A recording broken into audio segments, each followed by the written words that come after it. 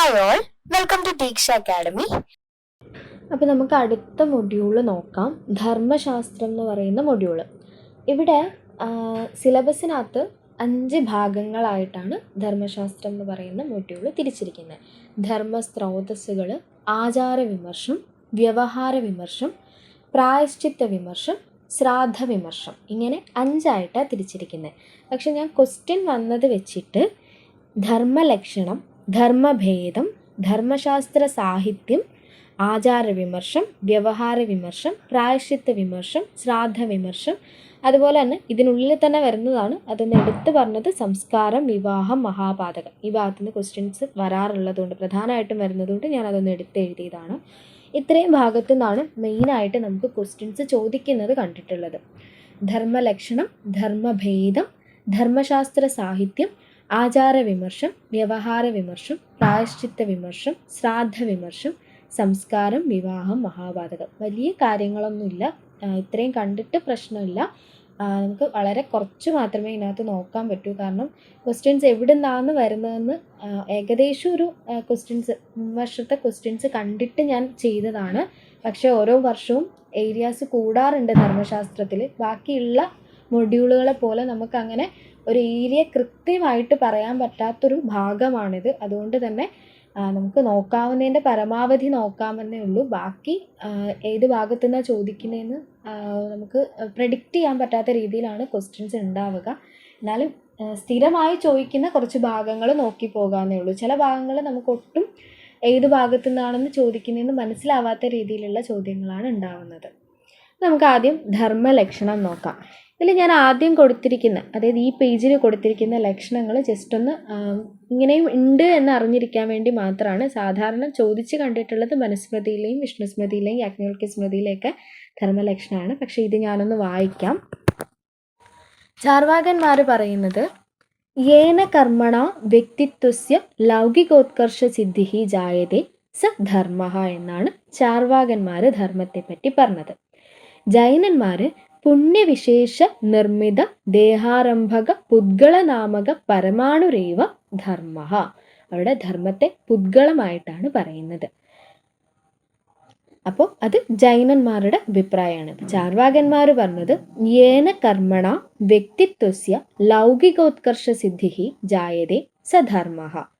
ജൈനന്മാര് പുണ്യവിശേഷ നിർമ്മിത ദേഹാരംഭക പുദ്ഗളനാമക പരമാണുരേവ ധർമ്മ.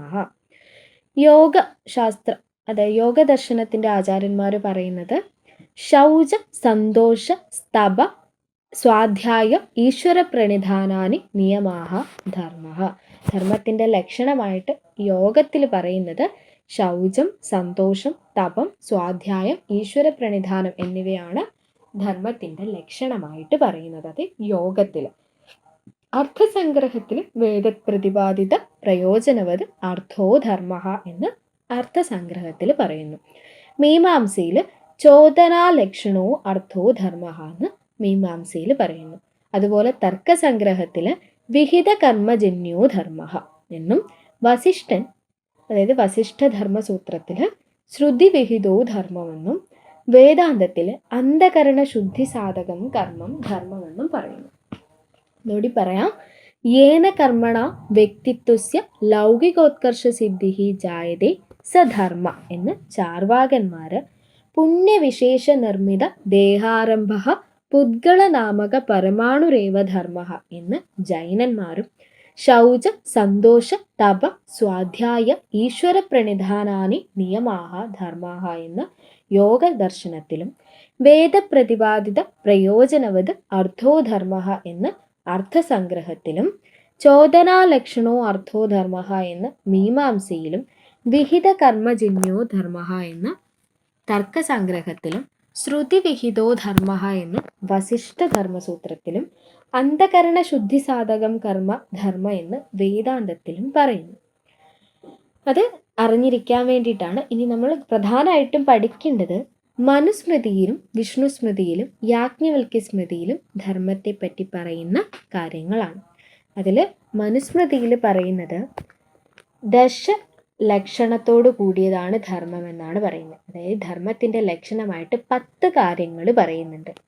ധൃതി, ക്ഷമ, ദമം അസ്തേയം ശൗചം ഇന്ദ്രിയ നിഗ്രഹം ധീ വിദ്യ സത്യം അക്രോധം. ഇങ്ങനെ 10 ലക്ഷണങ്ങളാണ് ധർമ്മത്തിനുള്ളത്. ഏതൊക്കെയാണ്? ധൃതി, ക്ഷമ, ദമം, അസ്തേയം, ശൗചം, ഇന്ദ്രിയ നിഗ്രഹം, ധീ, വിദ്യ, സത്യം, അക്രോധം തുടങ്ങിയിട്ടുള്ള 10 ധർമ്മത്തിൻ്റെ ലക്ഷണങ്ങളുണ്ട്. വായിക്കാം ഞാൻ. ധൃതി, ക്ഷമ, ദമോസ്തേയം, ശൗചമിന്ദ്രിയ നിഗ്രഹ, ധീർവിദ്യ, സത്യമക്രോധോ ദശക ധർമ്മ ലക്ഷണം. എന്നൂടി പറയാം. ധൃതി, ക്ഷമ, ദമം, അസ്തേയം, ശൗചം, ഇന്ദ്രിയ നിഗ്രഹം, ധീ, വിദ്യ, സത്യം, അക്രോധം തുടങ്ങി 10 ലക്ഷണങ്ങളാണ് ധർമ്മത്തിനുള്ളത് എന്ന് മനുസ്മൃതിയിൽ പറയുന്നു. അതുപോലെ തന്നെ മനുസ്മൃതിയിൽ തന്നെ വേദ, സ്മൃതി, സദാചാര, സ്വസ്യ പ്രിയമാത്മന തുടങ്ങി 4 വിധത്തിലുള്ള ധർമ്മലക്ഷണം കൂടി പറയുന്നുണ്ട്. അതൊന്ന് അറിഞ്ഞിരിക്കാൻ വേണ്ടി അങ്ങനെയും പറയുന്നുണ്ട് എന്ന് പറയാൻ വേണ്ടി ഞാൻ പറഞ്ഞതാണ്. പക്ഷെ മുകളിൽ പറഞ്ഞിട്ടുള്ള 10 ലക്ഷണങ്ങൾ എന്തായാലും പഠിച്ചിരിക്കണം. ധൃതി, ക്ഷമ, ദമം, അസ്തേയം, ശൗചം, ഇന്ദ്രിയ നിഗ്രഹം, ധീ, വിദ്യ, സത്യം, അക്രോധം തുടങ്ങി 10 ലക്ഷണങ്ങൾ ധർമ്മത്തിനുണ്ട്. രണ്ടാമത് പറഞ്ഞത് വേദ, സ്മൃതി, സദാചാര, സ്വസ്യ പ്രിയമാത്മനഃ ഏതത് ചതുർവിധം പ്രാഹു സാക്ഷാത് ധർമ്മസ്യ ലക്ഷണമെന്ന് മനുസ്മൃതിയിൽ തന്നെ വേറൊരു ഭാഗത്ത് പറയുന്നുണ്ട്. ഇനി വിഷ്ണു സ്മൃതിയിൽ പറയുന്നത് നോക്കാം. ക്ഷമാ, സത്യം, ദമ, ശൗചം, ദാനമിന്ദ്രിയ സംയമഃ, അഹിംസ, ഗുരുശുശ്രൂഷ, തീർത്ഥാനുസരണം, ദയ, ആർജവം, ലോഭശൂന്യത്വം, ദേവബ്രാഹ്മണ പൂജനം, അനഭ്യസൂയ ച തഥാ ധർമ്മ സാമാന്യ ഉച്യതേ.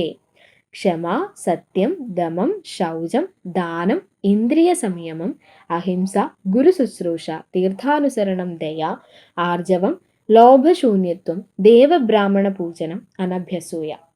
ഇങ്ങനെ 13 ലക്ഷണങ്ങൾ ധർമ്മത്തിന് പറയുന്നു വിഷ്ണു സ്മൃതിയിൽ. അപ്പോൾ ഒന്നുകൂടി വായിക്കാം. ക്ഷമാ, സത്യം, തമ, ശൗചം, ദാനമിന്ദ്രിയ സംയമഃ, അഹിംസ, ഗുരുശുശ്രൂഷ, തീർത്ഥാനുസരണം, ദയ, ആർജവം, ലോഭശൂന്യത്വം, ദേവബ്രാഹ്മണ പൂജനം, അനഭ്യസൂയാച്ച തഥാ ധർമ്മ സാമാന്യ ഉച്യതേ.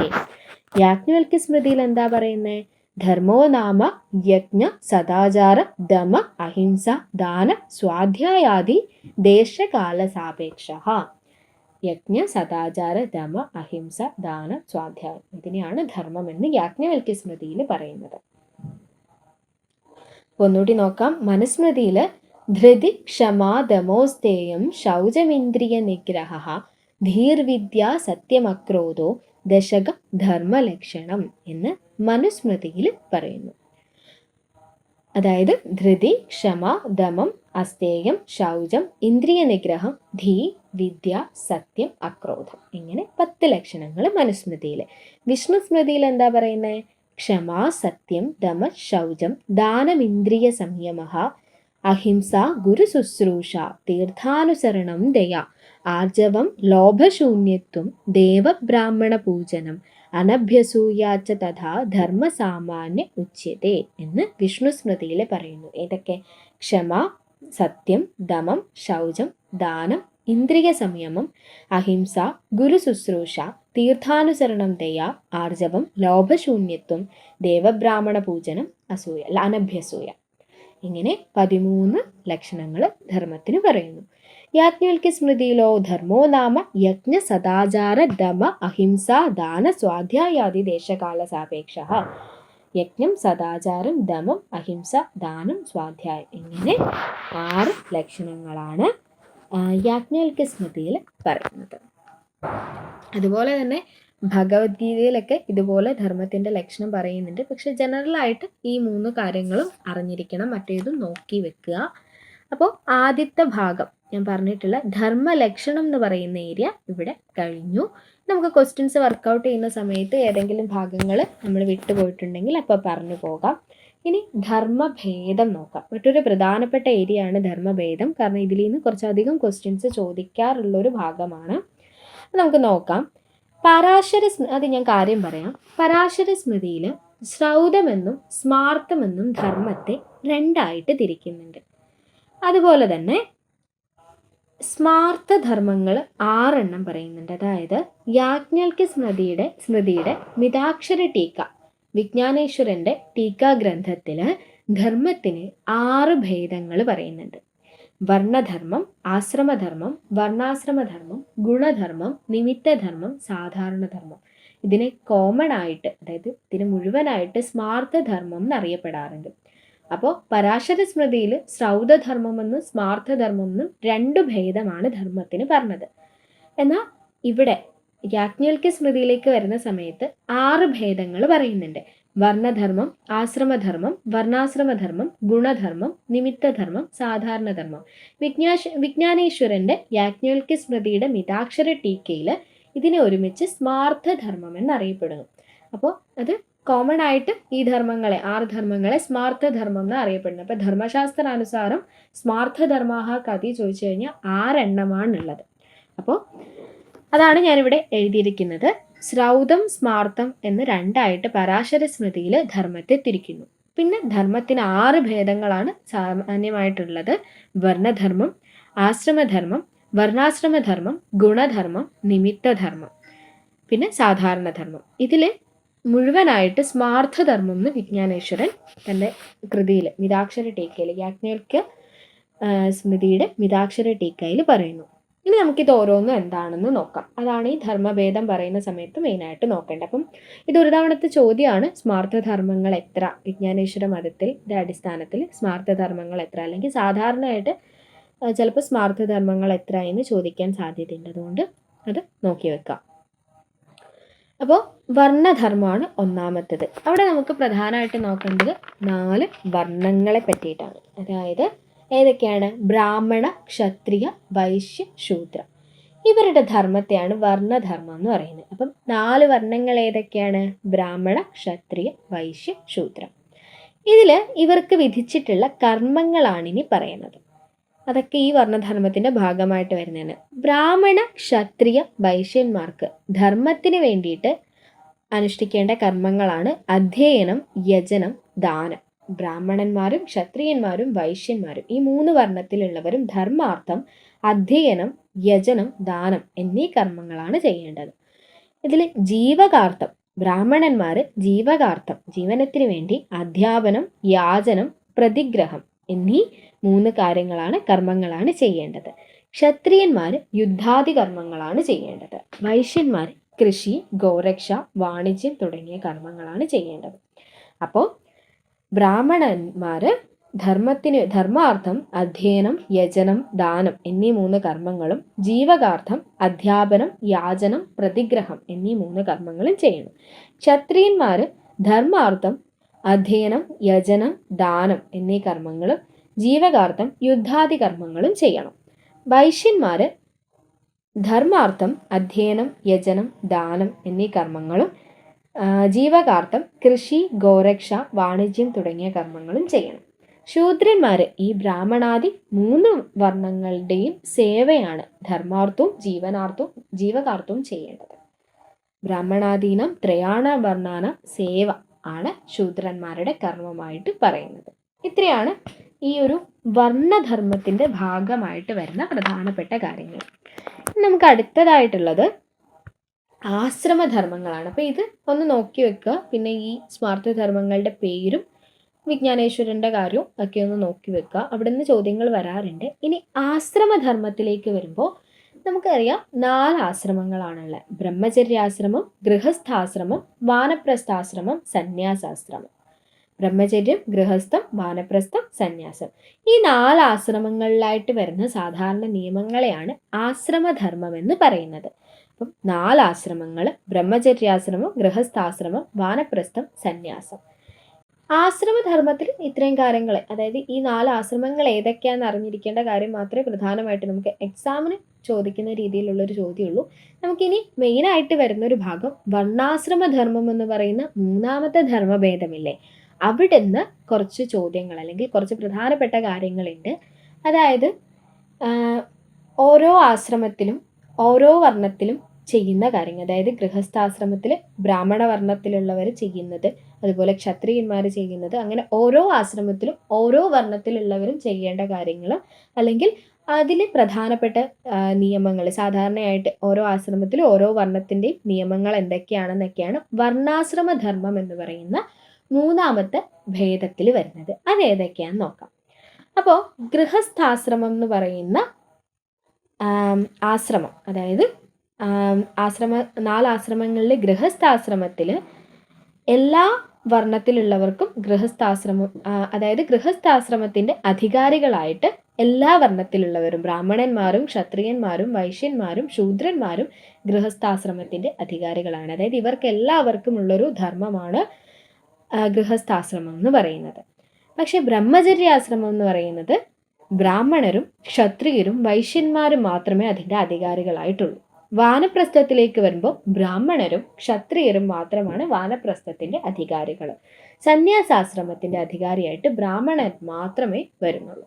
അപ്പോൾ ഗൃഹസ്ഥാശ്രമം എല്ലാ വർണ്ണങ്ങൾക്കും അധികാരമുണ്ട്. ബ്രഹ്മചര്യാശ്രമത്തിൻ്റെ അധികാരി ബ്രാഹ്മണർ ക്ഷത്രിയർ വൈശ്യർ. വാനപ്രസ്ഥാശ്രമത്തിൻ്റേത് ബ്രാഹ്മണ ക്ഷത്രിയ. സന്യാസാശ്രമത്തിൻ്റേത് ബ്രാഹ്മണ. ഇങ്ങനെയാണ് ഓരോ ആശ്രമത്തിൻ്റെയും അധികാരികൾ വരുന്നത്. അതുപോലെ തന്നെ നാമകരണ അവസരത്തിൽ 4 വർണ്ണത്തിലുള്ളവർക്കും നാമകരണം ഉണ്ടാവാറുണ്ട്. അപ്പം ബ്രാഹ്മണന്മാരുടെ നാമം മംഗളസൂചകമായിരിക്കണം. അതുപോലെ തന്നെ പേരിൻ്റെ കൂടെ ശർമ്മ ശബ്ദം ഉപയോഗിക്കണം എന്നാണ് പറഞ്ഞിട്ടുള്ളത്. അപ്പോൾ നാമകരണ അവസരത്തിൽ ബ്രാഹ്മണ വർണ്ണത്തിലുള്ളവർ കുട്ടിയുടെ പേര് മംഗളസൂചകമായിരിക്കണം. ശർമ്മ ശബ്ദത്തിൻ്റെ കൂടെ ആയിരിക്കണം പേരുണ്ടാവേണ്ടത്. ക്ഷത്രിയൻ്റെ പേര് ബലസൂചകമായിരിക്കണം. രക്ഷാശബ്ദം കൂടെ ഉണ്ടായിരിക്കണം.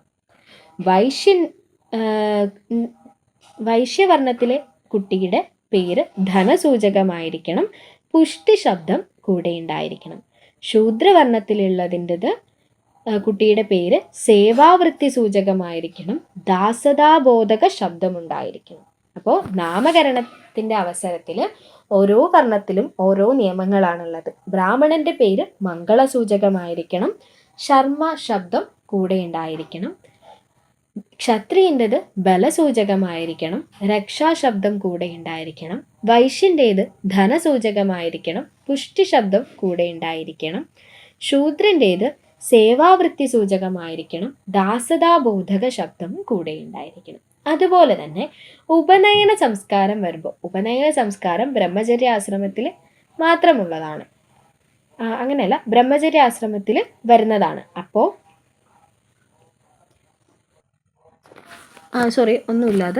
അതായത് ഉപനയന സംസ്കാരം വരുന്ന സമയത്ത് ഓരോ വർണ്ണത്തിൻ്റെയും നിയമങ്ങൾ ഏതൊക്കെയാണെന്ന് നോക്കാം. അതായത് ഉപനയന സംസ്കാരം വരുമ്പോൾ ബ്രാഹ്മണ ബാലകന് ഗർഭാത് അഷ്ടമേ വർഷേ, ഗർഭത്തിന് ശേഷം 8ാമത്തെ വർഷമാണ് ബ്രാഹ്മണ ബാലകന് ഉപനയന സംസ്കാരം നടത്തുന്നത്. ക്ഷത്രിയന് ഗർഭാത് ഏകാദശേ വർഷേ, വൈശ്യന് ഗർഭാത് ദ്വാദശേ വർഷേ. അവിടെ ശൂദ്രന്മാർക്ക് ഉപനയന സംസ്കാരത്തിൻ്റെ കാര്യം പറയുന്നേ ഇല്ല. ബ്രാഹ്മണ ബാലകന് ഗർഭാത് അഷ്ടമേ വർഷേ, ക്ഷത്രിയന് ഏകാദശേ വർഷേ, വൈശ്യന് ദ്വാദശേ വർഷേ. ഇങ്ങനെയാണ് ഉപനയന സംസ്കാരം പറയുന്നത്. പിന്നെ വിവാഹത്തെ പറ്റിയിട്ടാണ് മറ്റൊരു കാര്യം പറയുന്നത്. ഇതൊക്കെ ഡീറ്റെയിൽ ആയിട്ട് ഈ വിവാഹ സംസ്കാരവും അതുപോലെ ഈ ഷോഡശ സംസ്കാരങ്ങളൊക്കെ നമുക്കിനി പറയാനുണ്ട്. ഞാൻ കൊടുത്തിട്ടുള്ള ഭാഗങ്ങളിൽ, അതായത് പോയിന്റുകളാക്കിയില്ലേ, പ്രധാനപ്പെട്ട ഭാഗങ്ങളാക്കിയാലും സംസ്കാരവും വിവാഹവും വന്നിട്ടുണ്ട്. അതുപോലെ മഹാപാതകങ്ങൾ നിമിത്തധർമ്മത്തിൽ വരുന്നതാണ്. അത് 3 വീണ്ടും എടുക്കുന്നത് കൊണ്ട് ഡീറ്റെയിൽ ആയിട്ട് ഇവിടെ പറയുന്നില്ല. അപ്പോൾ നമുക്ക് നോക്കാം വിവാഹത്തെ പറ്റിയിട്ട് പറയുന്നത്. എല്ലാ വർണ്ണത്തിലുള്ളവരും അതാത് ജാതിയിലെ കന്യകയുമായിട്ട് വിവാഹം ചെയ്യാൻ അവിടെ അധികാരമുണ്ട്. അതുപോലെ തന്നെ ബ്രാഹ്മണ വർണ്ണത്തിലുള്ള പുരുഷൻ ക്ഷത്രിയ വൈശ്യ ശൂദ്ര വർണ്ണത്തിലുള്ള കന്യാസഹ വിവാഹം ചെയ്യാമെന്ന് പറഞ്ഞിട്ടുണ്ട്. ക്ഷത്രിയ വർണ്ണത്തിലുള്ളത് വൈശ്യ ശൂദ്ര കന്യാസഹ വിവാഹം ചെയ്യാമെന്ന് പറഞ്ഞിട്ടുണ്ട്. അതുപോലെ വൈശ്യ വർണ്ണത്തിലുള്ളവർ ശൂദ്രവർണ്ണത്തിലുള്ള കന്യകയുമായി വിവാഹം ചെയ്യാമെന്നും പറഞ്ഞിട്ടുണ്ട്. ശൂദ്രവർണ്ണത്തിലുള്ളവർ ശൂദ്രവർണ്ണത്തിലുള്ള കന്യകയുമായി തന്നെ വിവാഹം ചെയ്യാൻ പറ്റുള്ളൂ. മറ്റൊരു വർണ്ണത്തിലുള്ള കന്യകയുമായിട്ടും വിവാഹം ചെയ്യാൻ പറ്റില്ല. അപ്പം എല്ലാ വർണ്ണത്തിലുള്ളവർക്കും അതാത് ജാതി കന്യകയുമായിട്ട് വിവാഹം ചെയ്യാം. ബ്രാഹ്മണ വർണ്ണത്തിലുള്ളവർക്ക് ക്ഷത്രിയ വൈശ്യ ശൂദ്ര വർണ്ണത്തിലുള്ളവരെ വിവാഹം ചെയ്യാം. ക്ഷത്രിയ വർണ്ണത്തിലുള്ളവർക്ക് വൈശ്യശൂദ്രവർണ്ണത്തിലുള്ളവരെ വിവാഹം ചെയ്യാം. വൈശ്യവർണ്ണത്തിലുള്ളവർക്ക് ശൂദ്രവംശത്തിലുള്ളവരെ വിവാഹം ചെയ്യാം. ശൂദ്രവർണ്ണത്തിലുള്ളവർക്ക് ശൂദ്രവർണ്ണത്തിലുള്ളവരെ തന്നെ വിവാഹം ചെയ്യാൻ കഴിയുള്ളൂ എന്നാണ് വിവാഹ നിയമമായിട്ട് അവിടെ പറയുന്നത്. ഈ ഡീറ്റെയിൽ ആയിട്ട് നമ്മൾ പിന്നെ പറയുന്നുണ്ട്. ഇപ്പോൾ ജനറൽ ആയിട്ടുള്ള കാര്യങ്ങളാണ് പറഞ്ഞു പോകുന്നത്. അതുപോലെ തന്നെ 8 വിവാഹങ്ങൾ പറയുന്നുണ്ട്. ഏതൊക്കെയാണ്? ബ്രാഹ്മവിവാഹം, ദൈവവിവാഹം, ആർഷവിവാഹം, പ്രാജാപത്യ വിവാഹം, ആസുര വിവാഹം, ഗാന്ധർവ വിവാഹം, രാക്ഷസ വിവാഹം, പൈശാച വിവാഹം. ഇങ്ങനെ 8 വിവാഹങ്ങൾ പറയുന്നുണ്ട്. ബ്രാഹ്മ, ദൈവ, ആർഷ, പ്രാജാപത്യ, ആസുര, ഗാന്ധർവ, രാക്ഷസ, പൈശാച. ഇതില് ബ്രാഹ്മണർക്ക് ഈ രാക്ഷസവും പൈശാചും വെച്ച് ബാക്കി 6 വിവാഹങ്ങളും ചെയ്യാം. ബ്രാഹ്മണർക്ക് ബ്രാഹ്മം, ദൈവം, ആർഷം, പ്രാജാപത്യം, ആസുരം, ഗാന്ധർവം ഈ 6 വിവാഹങ്ങളും അനുവദനീയമാണ്. ക്ഷത്രിയന്മാർക്ക് ആർഷം, പ്രാജാപത്യം, ആസുരം, ഗാന്ധർവം ഈ 4 വിവാഹങ്ങളാണ് അനുവദനീയമായ. അതുപോലെ തന്നെയാണ് വൈശ്യന്മാർക്കും ശൂദ്രന്മാർക്കും. വൈശ്യന്മാർക്ക് ആർഷം, പ്രാജാപത്യം, ആസുരം, ഗാന്ധർവം ഈ 4 വിവാഹങ്ങളും അനുവദനീയമാണ്. ശൂദ്രന്മാർക്കും ഈ 4 വിവാഹങ്ങളും അനുവദനീയമാണ്. രാക്ഷസ വിവാഹവും പൈശാച വിവാഹവും എല്ലാ വർണ്ണത്തിലുള്ളവർക്കും നിന്ദനീയമാണ്. അപ്പോൾ 8 വിവാഹങ്ങളാണുള്ളത്. 8 തരത്തിലുള്ള വിവാഹങ്ങളാണുള്ളത്. ബ്രാഹ്മം, ദൈവം, ആർഷം, പ്രാജാപത്യം, ആസുരം, ഗാന്ധർവം, രാക്ഷസം, പൈശാചം. ഇതിൽ രാക്ഷസ വിവാഹവും പൈശാച വിഭാഗവും എല്ലാ വർണ്ണത്തിലുള്ളവർക്കും നിന്ദനീയമാണ്. ബ്രാഹ്മണ വർണ്ണത്തിലുള്ളവർക്ക് ബ്രാഹ്മ, ദൈവ, ആർഷ, പ്രാജാപത്യ, ആസുര, ഗാന്ധർവ ഈ 6 വിവാഹങ്ങളും അനുവദനീയമാണ്. ക്ഷത്രിയ വർണ്ണത്തിലുള്ളവർക്ക് ആർഷ, പ്രാജാപത്യ, ആസുര, ഗാന്ധർവ ഈ 4 വിവാഹങ്ങളും. അതുപോലെ തന്നെ വൈശ്യവർണ്ണത്തിലുള്ളവർക്കും ശൂദ്രവർണ്ണത്തിലുള്ളവർക്കും ഇതേ 4 വിവാഹങ്ങൾ ആർഷ, പ്രാജാപത്യ, ആസുര, ഗാന്ധർവ ഈ 4 വിവാഹങ്ങളും അനുവദനീയമാണ്. അപ്പോൾ നമ്മൾ വർണ്ണധർമ്മം, ആശ്രമധർമ്മം, വർണ്ണാശ്രമധർമ്മം എന്നീ കാര്യങ്ങൾ നോക്കി. ഇനി നമുക്ക് ഗുണധർമ്മങ്ങൾ നോക്കാം. ഗുണധർമ്മം എന്താണെന്ന് വെച്ച് കഴിഞ്ഞാൽ രാജാവിൻ്റെ ധർമ്മമാണ് ഗുണധർമ്മമായിട്ട് പറയുന്നത്. പ്രജാപാലനമാണ് പ്രധാനപ്പെട്ട രാജധർമ്മമായിട്ട് അവിടെ പറയുന്നത്. അവിടെ 18 വ്യസനങ്ങൾ പറയുന്നുണ്ട്. രാജാവിൻ്റെ 18 വ്യസനങ്ങൾ പറയുന്നുണ്ട്. 10 കാമജങ്ങളും 8 ക്രോധജങ്ങളും. അതിൻ്റെ പേരൊന്ന് ജസ്റ്റ് നോക്കി വെക്കേണ്ടതാണ്. 10 കാമജങ്ങൾ മൃഗയ, അക്ഷം, ദിവാസ്വപ്നം, പരിവാദം, സ്ത്രീയ, മത, തൗര്യത്രികം, വൃഥാവ്യ. അതായത് 8 ഇതിനകത്ത് കാണും. തൗര്യത്രികം എന്ന് പറയുന്നത് നൃത്തം, ഗീതം, വാദ്യം ഇത് 3 കൂടി ചേർന്നതാണ്. അങ്ങനെയാണ് 10 കാമജങ്ങൾ വരുന്നത്. അപ്പോൾ 18 വ്യസനങ്ങളിൽ 10 കാമജങ്ങൾ ഏതൊക്കെയാണ്? മൃഗയ, അക്ഷം, ദിവാസ്വപ്നം, പരിവാദം, സ്ത്രീയ, മത, തൗര്യത്രികം, വൃഥാവ്യ. തൗര്യത്രികം എന്ന് പറയുന്നത് നൃത്തം, ഗീതം, വാദ്യം ഇത് 3 കൂടി ചേർന്നിട്ടുള്ളതാണ്. ഇനി 8 ക്രോധജങ്ങൾ പൈശൂന്യം, സാഹസം, ദ്രോഹം, ഈർഷ്യ, അസൂയ, അർത്ഥദൂഷണം, വാഗ്ദണ്ഡം, പാരുഷ്യം ഇങ്ങനെ 8 ക്രോധജങ്ങളും പറയുന്നുണ്ട്. ഇതിൻ്റെ പേരൊന്ന് ജസ്റ്റ് മനസ്സിലാക്കി വെച്ചേക്കാം. അതുപോലെ തന്നെ നിമിത്തധർമ്മം എന്ന് പറയുന്നത് പാപധർമ്മത്തെയാണ്. അതായത് പാപങ്ങൾ പറയുന്നുണ്ട്. അതിന് അതായത് ഈ പ്രായശ്ചിത്തം അങ്ങനെയുള്ള കാര്യങ്ങളൊക്കെ വരുന്ന ധർമ്മ വിഭാഗമാണ് ഈ നിമിത്തധർമ്മം എന്ന് പറയുന്നത്. അതായത് 9 പാപങ്ങളാണ് ഇതിൽ പറയുന്നത്. 9 തരത്തിലുള്ള പാപങ്ങൾ. മഹാപാതകം, അനുപാതകം, ഉപപാതകം, അതിപാതകം, ജാതിഭ്രംശം, സങ്കരീകരണം, അപാത്രീകരണം, മലിനീകരണം, പ്രകീർണം ഇങ്ങനെ 9 തരത്തിലുള്ള പാപങ്ങൾ പറയുന്നുണ്ട്. നമ്മളത് ഇതിന് ശേഷം ഓരോ വിമർശം പഠിക്കുന്ന സമയത്ത് ഈ ഓരോ പാതകങ്ങളും അതിൻ്റെ പ്രായശ്ചിത്ത കർമ്മങ്ങളും ഒക്കെ പറയുന്നുണ്ട്. അപ്പോൾ ആ സമയത്ത് ആ ഭാഗം ഡീറ്റെയിൽ ആയിട്ട് പഠിക്കാം.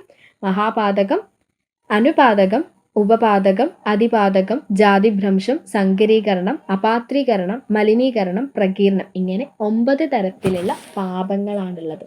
പിന്നെയുള്ളത് സാധാരണ ധർമ്മമാണ്. ഇത് പ്രത്യേകിച്ചൊന്നുമില്ല. സാധാരണയായിട്ടുള്ള ധർമ്മങ്ങളെ സാധാരണ ധർമ്മം എന്ന് പറയുന്നു. അത്രയേ ഉള്ളൂ. സാധാരണ നിയമങ്ങളെ എല്ലാ വർണ്ണത്തിലുള്ളവരും മറ്റ് സാധാരണ നിയമങ്ങളെയാണ് അവിടെ സാധാരണ ധർമ്മമായിട്ട് പറയുന്നത്. അപ്പോൾ ഇത്രയാണ് നമ്മൾ പറഞ്ഞിട്ടുള്ള 6 ധർമ്മങ്ങളായിട്ട് പറയുന്നത്. നമ്മൾ ആദ്യം പറഞ്ഞിട്ടുണ്ടായിരുന്നില്ലേ സ്മാർത്ഥ ധർമ്മങ്ങൾ വർണ്ണധർമ്മം, ആശ്രമധർമ്മം, വർണ്ണാശ്രമധർമ്മം, ഗുണധർമ്മം, നിമിത്തധർമ്മം, സാധാരണധർമ്മം. ഇനി നമുക്ക് ഈ ഭാഗത്തുനിന്ന്, അതായത് ഇപ്പോൾ ധർമ്മലക്ഷണവും ധർമ്മഭേദവും നമ്മുടെ കഴിഞ്ഞു. ഇനി ധർമ്മശാസ്ത്ര സാഹിത്യം, അത് കുറച്ചധികം ഉണ്ട്. ഞാൻ കുറച്ചധികം ടെക്സ്റ്റുകളുടെ, കാരണം ഈ പ്രബന്ധ സാഹിത്യത്തിൻ്റെ ഏരിയയിൽ വരുന്ന കുറച്ച് ധർമ്മശാസ്ത്ര ഗ്രന്ഥങ്ങൾ എല്ലാ വർഷവും ചോദിക്കുന്നുണ്ട്. പക്ഷെ അത് എവിടുന്നാണ് ചോദിക്കുന്നതെന്ന് അറിയില്ല. ഒരു 80-90 ഗ്രന്ഥങ്ങളുടെ പേര് ഞാൻ തരാം. ഗ്രന്ഥങ്ങളല്ല, ഓതേഴ്സും അവരുടെ ഗ്രന്ഥങ്ങളും. പക്ഷെ അതിൽ എല്ലാം പഠിക്കാൻ നമുക്ക് ഒരു ദിവസം ഒരു 5 എണ്ണം വെച്ചെങ്കിലും പഠിക്കുകയാണെങ്കിൽ അത് ഓക്കെ ആവും. അതിൽ നിന്ന് ഇടയ്ക്കിട്ട്, അതായത് ഇവരിൽ തന്നെ ആരുടെ ചോദിക്കുന്നതെന്നൊന്നുമില്ല, ഒരു ചില സമയത്ത് ഓരോരുത്തരുടെ ഈ പറയുന്ന ആളുടെ നീലകണ്ഠ ഭട്ടൻ്റെ ഗ്രന്ഥം ഏതാണ്, അങ്ങനെയുള്ള രീതിയിൽ, അല്ലെങ്കിൽ മാത്സ് ഫോളോയിങ് ആയിട്ടൊക്കെ ഈ ചോദ്യങ്ങൾ, ഇവരുടെ ഗ്രന്ഥങ്ങളൊക്കെ ചോദിക്കുന്നുണ്ട്. അതുകൊണ്ട് അതായത് പ്രബന്ധത്തിൽ വരുന്ന കുറച്ച് ഭാഗങ്ങൾ ചോദിക്കാറുണ്ട്. അപ്പം ഈ ധർമ്മശാസ്ത്ര സാഹിത്യം എന്തായാലും ഒരു 2 അല്ലെങ്കിൽ 3 ക്വസ്റ്റ്യൻസ് ഉണ്ടാവാറുണ്ട്. അതുകൊണ്ട് എന്തായാലും ആ ഭാഗം ഒന്ന് നോക്കേണ്ടതാണ്. പിന്നെ നമുക്ക് ഈ 4 വിമർശങ്ങൾ, പ്രധാനപ്പെട്ട കാര്യങ്ങൾ, മനുസ്മൃതിയും യാജ്ഞവൽക്യ സ്മൃതിയും അനുസരിച്ച് പ്രധാനമായിട്ടുള്ള കാര്യങ്ങൾ പഠിക്കണം. അതുപോലെ തന്നെ ഷോഡശ സംസ്കാരങ്ങളെ പറ്റിയിട്ട് അത് ചോദിക്കാറുള്ളതാണ്. ആ ഭാഗത്ത് നിന്ന് എന്തായാലും ഒരു ക്വസ്റ്റ്യൻ ഉണ്ടാവാറുണ്ട്. ഈ ധർമ്മലക്ഷണത്തിൽ നിന്ന് ഒരു ക്വസ്റ്റ്യൻ ഉണ്ടാവാറുണ്ട്, ധർമ്മഭേദത്തിൽ നിന്ന് ഒരു ക്വസ്റ്റ്യൻ ഉണ്ടാവാറുണ്ട്, ധർമ്മശാസ്ത്രത്തിൽ നിന്നും ഒരു ക്വസ്റ്റ്യൻ ഉണ്ടാവാറുണ്ട്. അതുപോലെ തന്നെ സംസ്കാരത്തിൽ നിന്നും വിവാഹത്തിൽ നിന്നും മഹാപാതകത്തിൽ നിന്നും ഓരോ ക്വസ്റ്റ്യൻ ഉണ്ടാവാറുണ്ട്. അപ്പം തന്നെ 7 ക്വസ്റ്റ്യൻ അവിടെ ആയി. പിന്നെ ബാക്കിയുള്ള എക്സ്ട്രാ ഒരു 3 ക്വസ്റ്റ്യൻ കൂടെയാണ് ഉണ്ടാവാറ്. പക്ഷേ നമ്മൾ പഠിച്ചിട്ടുള്ള ഭാഗം തന്നെയാണോ ചോദിക്കുക എന്ന് നമുക്ക് ഉറപ്പ് പറയാൻ പറ്റില്ല. പക്ഷേ ഞാൻ പ്രീവിയസ് ഇയർ ക്വസ്റ്റ്യൻസ് വെച്ചിട്ടാണ് ഇപ്പോൾ നിലവിൽ സിലബസ് ഒന്ന് സെറ്റ് ചെയ്ത് വെച്ചേക്കുന്നത്. ഈ ഭാഗം പഠിച്ചാൽ മാക്സിമം നമുക്ക് ആൻസർ ചെയ്യാൻ കഴിയും എന്നുള്ളൊരു വിശ്വാസത്തിലാണ്. അപ്പം ഏകദേശം ഇത്രയും കാര്യങ്ങൾ നമുക്ക് നോക്കുമ്പോൾ അത്യാവശ്യം 7 ക്വസ്റ്റ്യനെങ്കിലും നമുക്ക് ആൻസർ ചെയ്യാൻ പറ്റും എന്നുള്ളൊരു രീതിയിലാണ് ഞാൻ ക്ലാസ്സുകൾ എടുത്തു പോയേക്കണേ. അപ്പോൾ ഇത്രയും കാര്യങ്ങൾ നന്നായിട്ട് നോക്കുക. അടുത്ത ക്ലാസ്സിൽ നമുക്ക് ധർമ്മശാസ്ത്ര സാഹിത്യം, ഇത് കുറച്ചേ ഉള്ളൂ ഇനി അങ്ങോട്ടുള്ള ഭാഗങ്ങൾ. ഒരു മണിക്കൂർ കൊണ്ട് തീരാവുന്ന ഭാഗങ്ങളേ ഉള്ളൂ. അപ്പോൾ അത് അടുത്ത ക്ലാസ്സിൽ തീർത്ത് നമ്മൾ ധർമ്മശാസ്ത്രം എന്ന് പറയുന്ന ഏരിയ അവിടെ കഴിയുന്നുണ്ടാവും. ഇനി ഒരു കുറച്ചുകൂടി ഉള്ളൂ. ഇത്ര ഏരിയ കണ്ടിട്ട് പ്രശ്നം ഉണ്ടാവേണ്ട. ഈ തുടക്കത്തിൻ്റെ ആ ഒരു ധർമ്മഭേദം പറയുന്ന സമയത്ത് മാത്രമേ നമുക്ക് കുറച്ചധികം വരൂ. ബാക്കിയൊക്കെ സിമ്പിളായിട്ടുള്ള കാര്യങ്ങളാണ്, പെട്ടെന്ന് തീർക്കാൻ പറ്റും. പിന്നെ ആ ധർമ്മശാസ്ത്ര സാഹിത്യത്തിൽ കുറച്ച് ഗ്രന്ഥങ്ങൾ കൂടുതലുണ്ട്. അത് പഠിക്കാൻ വേണ്ടി കുറച്ച്, അത് പറയാൻ അധികം സമയം വേണ്ടി വരില്ല, പഠിക്കാൻ കുറച്ച് ടൈം വേണ്ടി വരും. അത് നിങ്ങൾ റിവിഷൻ ആവുമ്പോഴത്തേക്കും പെട്ടെന്ന് പഠിച്ചെടുക്കുക എന്നുള്ളൊരു കാര്യം ചെയ്താൽ മതി.